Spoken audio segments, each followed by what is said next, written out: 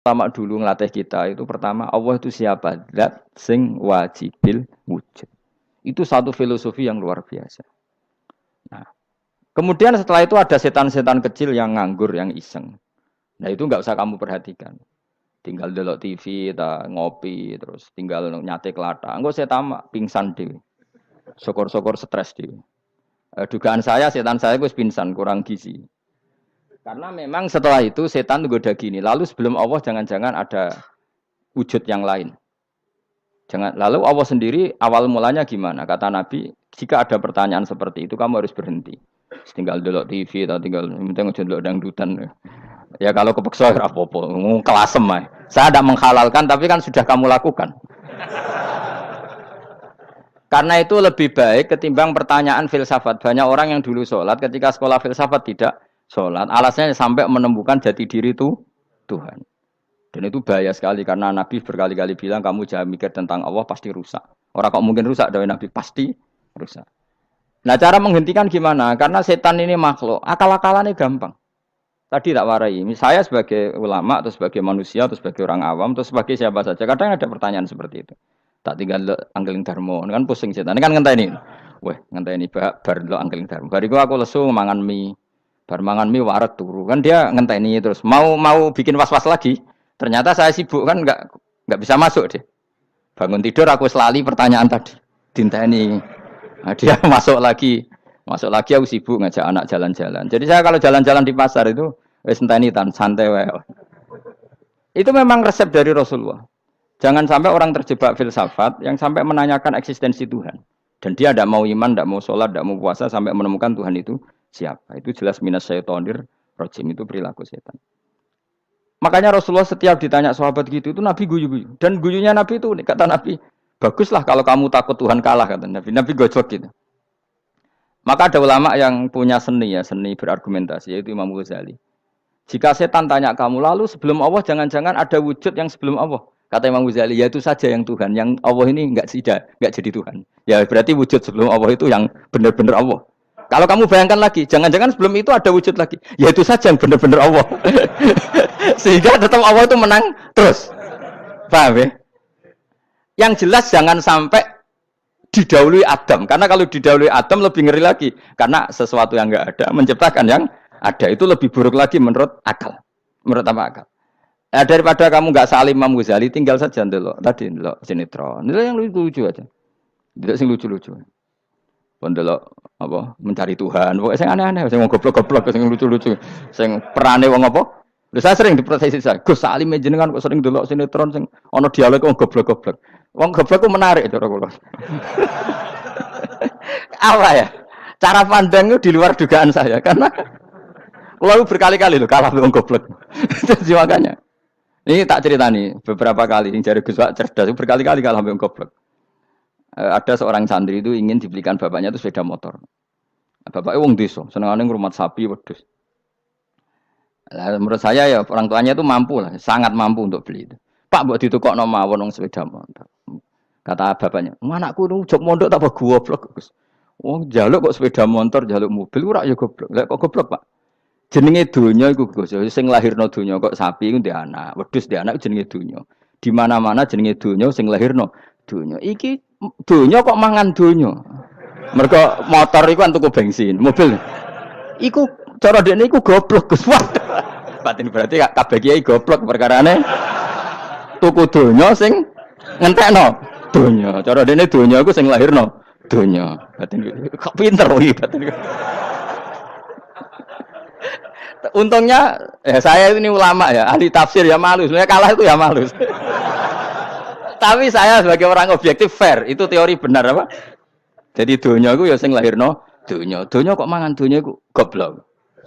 Untungnya dia dengan saya itu jaraknya 5 kilo 7 kilo karena 7 kilo. Lala dia diterkon sepeda motor, aku tetap mau kalah. Pak, nanti jalan kaki saja. Karena kalau pakai motor ini kegoblokan kata saya. Terus mendingan nih. Loh Gus mau kalah tadi.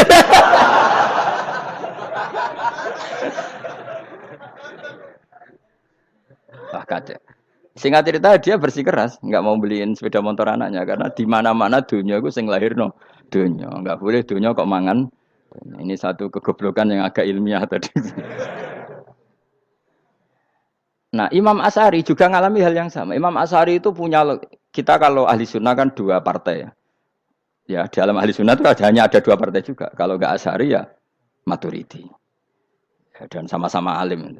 Ya kalau terpaut ya paling 5%, 7% ya. Kealimannya Asy'ari dan Maturidi. Imam Asy'ari itu bikin logika yang jelimet seperti saya sekarang ini. Logikanya yang jelimet, tapi permanen. Jadi yang saya ajarkan tadi itu logika yang jelimet tapi apa? Permanen. Karena tadi alam raya ini kadung wujud. Kalau kadung wujud pasti pewujudnya yang menciptakan wujud pasti adalah kewujudan. Karena al-adam la yu'athiru syai'an. Di mana-mana kenihilan tidak yu'athiru syai'an. Ya sepakat ya, gampang kan?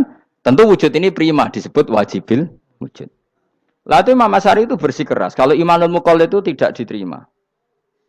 Terus banyak yang keberatan ulama, tapi Nabi nyatanya yaktafi bi imanil a'rab al khalina anin nadzur. Nabi nyatanya mencukupkan imannya orang-orang Bedui yang mereka itu kayaknya tidak bisa mikir. Ya, Nabi yaktafi bi imanil a'rab itu wong desa al khalina anin nadzur yang mereka itu tidak bisa apa? Berpikir. Singkat cerita Imam Asy'ari survei. Coba ayo kita tanya orang-orang kampung. Ternyata kegoblokan orang kampung itu ya ilmiah, masyhur itu. Imam Asy'ari saja harus belajar dari wong awam, wong goblok-goblok. Kita kok ingin ya Badawi bima araf tarobak. Kowe kok iman be Allah itu bima araf tarobak. Lalu kamu tahu Tuhan kamu atas nama apa? Dengan logika apa? Jawabnya enak ya. Al-ba'ratu tadullu alal ba'ir wa atharul aqdam yadullu alal masir. Angger ana tletong ya ana ontane. Angger ana bekas delamaane wong ya ana sing bar liwat. Jadi misalnya ada bekas teracak anjing, berarti anjing habis liwat. Ada bekas apa ular ya berarti ular harus liwat. Ada bekas tercak manusia ya berarti manusia habis liwat.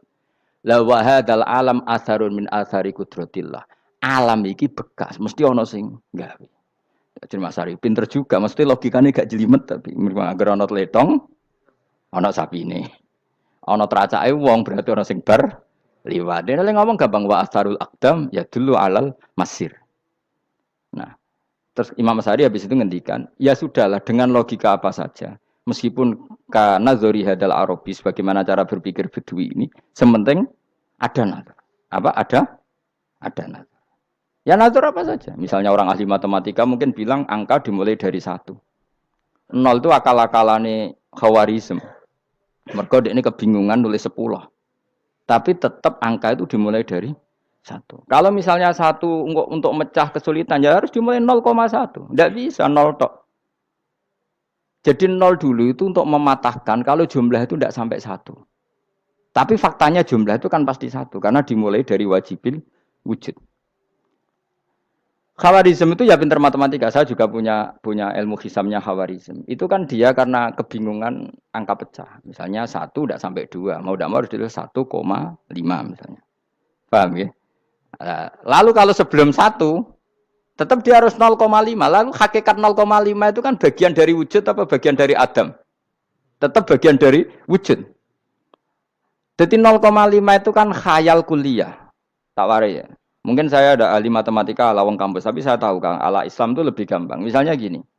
Sesuatu itu kadang kamu putuskan itu satuannya 1. Tentu ketika separuh kamu katakan baru separuh. Tapi sebetulnya ketika satuan itu kamu katakan 10, yang separuh itu sudah 5. Itu kan terserah sing bagi, napa? Terserah sing bagi. Ya iya dong, misalnya 1 juta, 5-nya artinya apa coba? 500.000 kan. Sekarang kalau 100.000, 5-nya jadi berapa? 50. Kalau 1,5 jadi. Nah itu kan terserah satuannya apa? Tapi tetap dari 0,5 itu tetap menunjuk sesuatu yang wujud. Yaitu 5-nya sebetulnya apa? 5 yang separuh tadi. Paham sih kalau maksud? Tetap nggak bisa sesuatu dimulai dari apa? 0. Nah, makanya kata Abdul Hamid Khan kalau dalam mendidik tauhid, itu gampang saja tadi. Alam raya ini kadung maujud, kalau kadung maujud pasti disebabkan oleh sesuatu yang wujud. Karena wujud pencipta harus berstatus prima. Lah prima ini atau premium ini kita sifati wajibil wujud. Atau kamu katakan apalah kausa prima atau musabibul asbab. Nah kelirunya kita dalam berislam itu, kritiknya para ulama, kita ini nyebut Allah dulu baru menceritakan status Allah. Kalau zaman Nabi itu dibalik. Status wajibil wujud itu kita terangkan dulu, baru yang oleh Islam itu namanya Allah. Paham ya? Kan beda, misalnya gini logikanya gini, kamu ketemu orang ateis, saya ulang lagi, kamu ketemu orang ateis, terus kamu ditanya, lalu alam ini yang menciptakan siapa? Allah Jalla Jalaluh. Mesti kan tanya, man huwa Allah, Allah itu siapa? Kalau dulu Islam mengajarkan enggak gitu. Surat pertama turun apa coba? Iqra. Iqra itu enggak nyebut kata Allah. Iqra bismi rabbika. Rabbika itu siapa? Alladzi khalaq. Sebutlah nama Tuhan. Yang berhak menyandang Tuhan adalah zat yang pencipta. Itu tidak ada kata Allah. Di surat Mudatsir, surat kedua. Ya ayyuhal mudatsir kum fa'anzir wa rabbaka fakabbir. Bukan Allah fakabbir, wa rabbaka fakabbir. Sehingga cara berpikir gini dibalik. Sebutlah Tuhan kamu. Tuhan itu siapa? Yang berstatus Tuhan adalah zat yang berstatus pencipta. Nah, lalu pencipta ini oleh Islam dinamai Allah. Kalau orang ateis kamu langsung bilang Allah, man huwa Allah. Berarti pertanyaannya Allah itu siapa? Lalu kamu jelaskan Allah adalah pencipta. Allah adalah wajibil wujud. Tentu lebih gampang kamu terangkan. Makanya Al-Qur'an menerangkan amukhuliku min ghairi syai'in. Maknanya saya di sini maknanya ya Allah, apa? Allah. Apakah mereka diciptakan tanpa pencipta? Tentu setelah Islam tahu itu namanya siapa? Allah. Paham ya? Kalau balen malih. Jadi sebetulnya Quran itu ngajari kita itu ilmu mantek yang luar biasa. Misalnya ya Yuhanna su'budu siapa? Rabbakumul ladzi khalaqakum walladzina min qablikum. Sembahlah Tuhan. Tuhan itu siapa? Pencipta kamu dan pencipta orang-orang sebelum kamu. Lalu Tuhan ini oleh Islam dinamai Allah. Tapi kalau langsung kamu bilang ke orang ateis atau orang Uni Soviet, Allah itu Tuhan. Allah itu siapa? Sebab itu di beberapa ayat dijelaskan dulu status Allah. Sifatnya Allah, keekhasan Tuhan. Yang dikatakan Tuhan adalah zat pencipta. Kalau tidak pencipta berarti tidak Tuhan. Sekarang Yesus pencipta bumi apa enggak? Enggak, karena dia lahir sudah di bumi. Begitu juga Fir'aun. Fir'aun itu kalah telak sama Nabi Musa gara-gara logika ini. Ketika Nabi Musa ditanya Fir'aun, "Wama Rabbul Alamin?" Lalu Tuhan itu siapa? Kata Musa, Rabbus samawati wal ardi, yang menuhani langit dan bumi. Jadi Fir'aun, "Ndak, ma'alim tulakum min ilahin wairi." Saya jalan-jalan kemana-mana yang dikatakan Tuhan oleh masyarakat saya kok. Nah, kurang ajar Fir'aun. Terus kata Musa, "Ya Tuhanku yang di langit." Terus manggil Haman Mesir, "Ya Haman ibn li sarhal ali abluhul asbab samawati fa'attali ila ilahi Musa." Haman, bikinan saya piramida yang tinggi. Aku akan lihat Tuhannya Musa. Ada enggak di sana? Padahal misalnya munggah tenan ya pangeran ra iso didelok kan repot Nabi Musa. Wah, parah ya. Nggak piramida nginceng pangeran tetep ra ketok kan. Akhirnya Musa pakai logika. Ya sudah gini saja. Rabbukum wa rabbu abaikumul awwalin. Yang menuhani nenek moyang kamu yang dulu-dulu. Oh itu langsung fabuhita Fir'aun. Fir'aun tuh kaget sekaget-kagetnya. Dan para penggala Fir'aun sadar. Wah kalau Fir'aun yang Tuhan, babanya tanpa Tuhan. Kan Tuhannya balita kan gitu kira-kira. Tuhannya balita. Tuhannya barulah. Itu kan jadi logika yang mematikan. Kalau Fir'aun Tuhan berarti babanya dulu yang wujud itu tanpa Tuhan. Karena Tuhannya baru lahir. Ini ada Tuhan kok datang terlambat ini kan. Akhirnya para punggawanya Fir'aun iman.